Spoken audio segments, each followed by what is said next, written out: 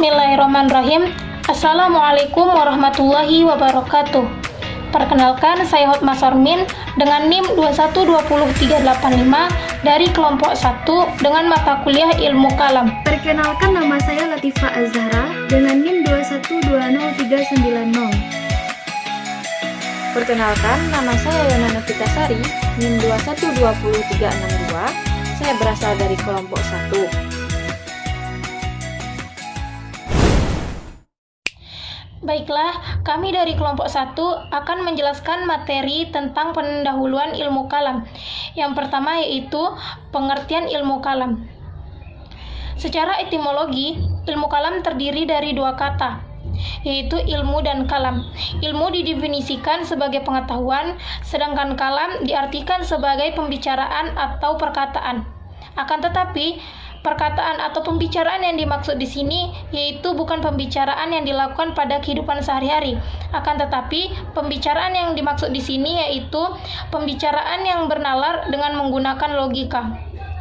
Selanjutnya, pengertian ilmu kalam secara terminologi. Secara terminologi, para ahli berbeda pendapat mengenai pengertian ilmu kalam ini. Di antaranya yaitu yang pertama menurut Rashid Ridha.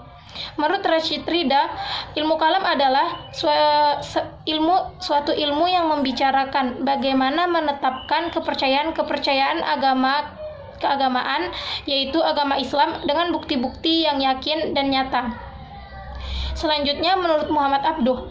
Menurut Muhammad Abduh, ilmu kalam adalah ilmu yang membicarakan tentang wujud Allah, baik itu sifat-sifat yang wajib atau mesti dimiliki oleh Allah, maupun sifat-sifat yang mustahil atau tidak mungkin ada pada Allah. Dan juga ilmu ini membahas tentang Rasul-Rasul Allah.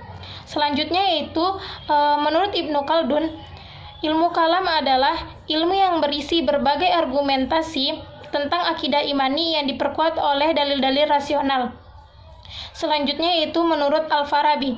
Menurut Al-Farabi, ilmu kalam itu diartikan sebagai sebuah disiplin ilmu yang membahas tentang zat dan sifat-sifat Allah, serta eksistensi semua yang mungkin, mulai dari yang berkaitan dengan masalah dunia maupun masalah di akhirat, yang berlandaskan pada doktrin Islam.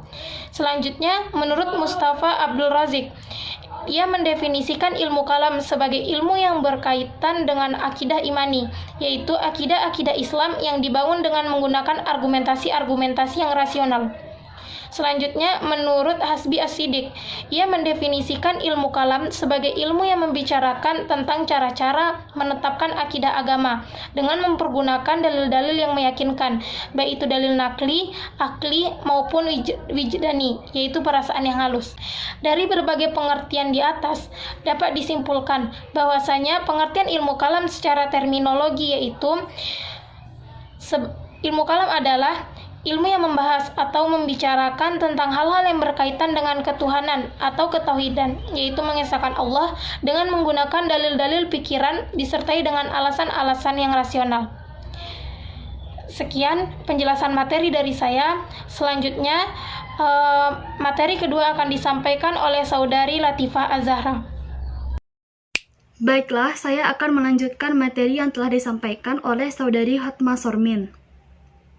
Saya akan menyampaikan materi tentang nama lain ilmu kalam serta sebab-sebab penamaan ilmu kalam yang beragam. Yang pertama, ilmu usuluddin. Ilmu kalam dapat dikatakan sebagai ilmu usuluddin karena membahas tentang akidah atau keyakinan kepada Allah Subhanahu wa Ta'ala dan merupakan dasar dari semua ilmu. Yang kedua, ilmu tauhid. Ilmu kalam dinamai juga dengan ilmu tauhid karena membahas keesaan Allah Subhanahu wa Ta'ala, baik itu menyangkut zat, sifat, maupun perbuatannya. Yang ketiga, fikih al-akbar.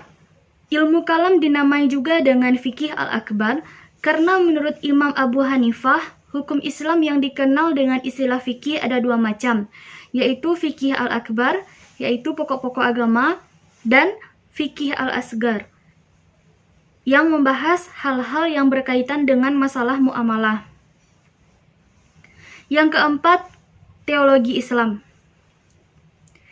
Dinamakan teologi Islam karena teologi Islam ini merupakan istilah yang diambil dari bahasa Inggris theology, yang berarti ilmu yang membahas hal-hal yang berkaitan dengan masalah ketuhanan.